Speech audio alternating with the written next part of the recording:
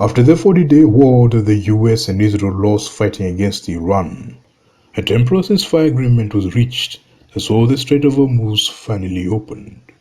We've got some breaking news to bring you right now. The market's opening right now, the bell sounding to some good news out of the Middle East. Following that ceasefire agreement between Israel and Lebanon, now Iran's foreign minister has just announced the Strait of Hormuz is fully open for the duration of the truce. President Trump, later confirmed the news on social media, thanking Iran. That announcement already sending oil prices plummeting, while U.S. stocks are now set to open higher. Well, Iran says it's reopened the Strait of Hormuz, but insists the United States must end its naval blockade for it to remain open. But the strait was closed not long after due to the naval blockade by the U.S. on Iranian ports that prevented Iran from trading or selling their oil. Hello and welcome. I'm Samantha Simmons. Confused messaging today on the opening of the Strait of Hormuz. Iran's military is now saying it will close the vital waterway again. In the last hour, Iran has announced that it's closing the Strait of Hormuz again, less than 24 hours after declaring the waterway open.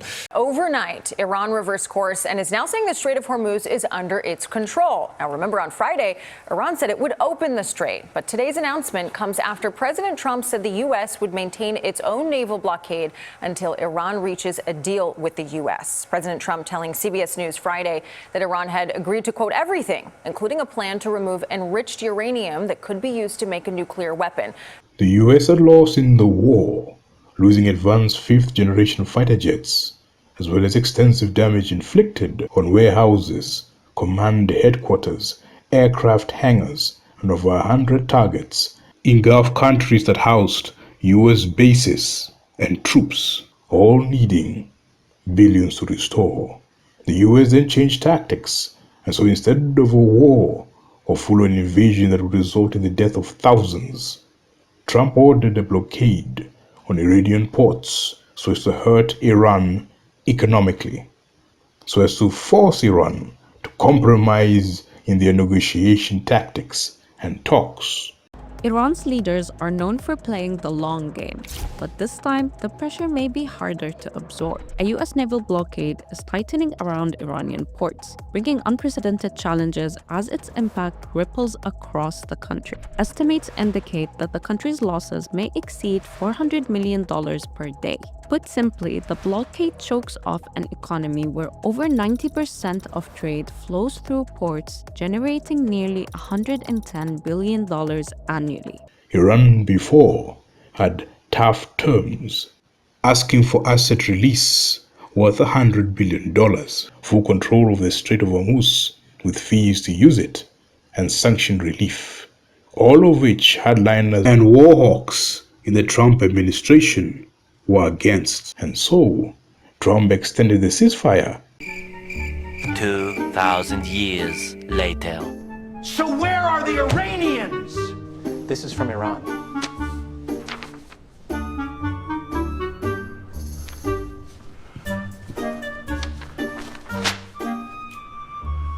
All right. Then I will extend the ceasefire at Pakistan's request. Then imposed a blockade to force Iran to compromise and loosen their demands. But so far, Iran is not backing down. They have replenished their missiles and drones in preparation for another war, and taking capture several ships after the US captured an Iranian vessel carrying millions of gallons of crude oil. Iran responded to that by attacking Israeli interests and warning other ships to stay clear. The US says it has totally destroyed Iran's navy, but all it takes is one small boat to disrupt global trade. Iranian state television aired these pictures in the early hours of Thursday morning. Masked Iranian soldiers scaling the sides of the Panama flag container ship MSC Francesca. Panama has condemned what it calls the illegal seizure of the vessel, which was on its way to Sri Lanka. It was one of the two ships seized by Iran, thereby raising tensions.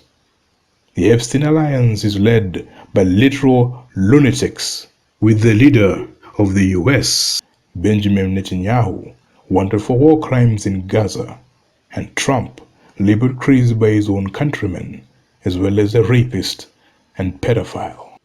He is responsible for the recent shooting at the White House Correspondents' Dinner, whereby gunmen fired shots, wounding one Security Service officer. A man charged a security checkpoint armed with multiple weapons, and he was taken down by some very brave members of Secret Service, and they acted very quickly.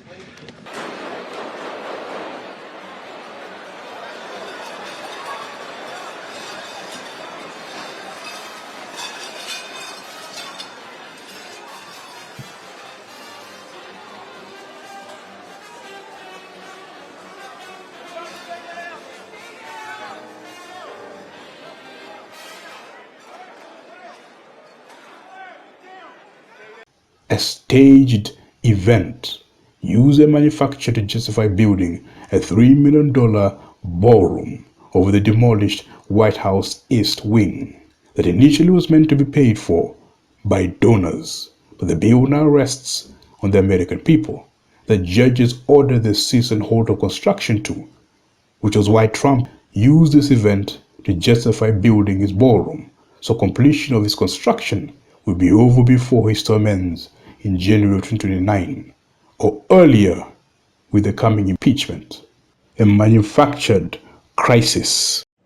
I hesitate to ask you about this, but as you know, these conspiracy theories out there on the left and the right, that the event was staged or that it didn't happen. What, last night didn't happen? That, that it was because it was your first time there, or that Butler didn't happen. These conspiracy theories that are gaining traction. We looked at all of the conditions that took place tonight, and I will say, it's not a particularly secure building, and I didn't want to say this, but this is why we have to have all of the attributes of what we're planning at the White House. It's actually a larger room, and it's much more secure. It's drone-proof, it's bulletproof glass. We need the ballroom. That's why Secret Service, that's why the military are demanding it. And the ballroom. Many people, I think, originally saw it as a vanity project, that President Trump wanted to build this grand ballroom as kind of a vanity project. I don't see it that way, and I don't think he ever did. A meeting space that is secured on the White House grounds that would allow people to do what they did at the Hilton Hotel is necessary. I'm convinced if there had been a presidential ballroom adjacent to the White House, the guy would have never gotten in. Used as an excuse for more government control. Trump started a war to distract the world from his ties to Epstein, but lost that war due to failure to understand his opponent. The only way to defeat Iran is through use of a weapon no one can use, the nuclear weapon, making Iran virtually impossible to defeat. But that won't stop the wars and woes yet to come.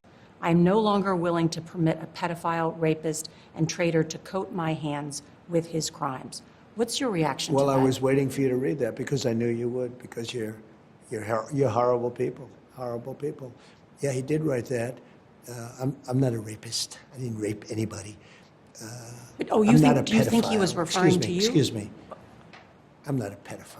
United States of Israel, that's your resume. Killing children every day while you look away. United States of Israel, Netanyahu's pet Trump is a pedophile. Don't you forget, sacrificing for Israel's line. Wake up, America. Open your eyes to the devil's design. The world's watching your move. Don't feed the swine. Epstein's Island, 40+ flights on the log. You the main character, Jeffrey was just a prologue. You act like a savior, but you're leaving bodies cold. How many nations have you broken? How many lies have you sold? Vietnam, Japan, Korea, Iraq, Afghanistan, Libya, Panama, Syria, Germany, Serbia, Indonesia, Cuba, Sudan, Pakistan, Egypt, Jordan, Palestine, Lebanon, Yemen. We're bringing you freedom, bro. They never asked for that. United States of Israel, that's your resume. Killing children every day while you look away.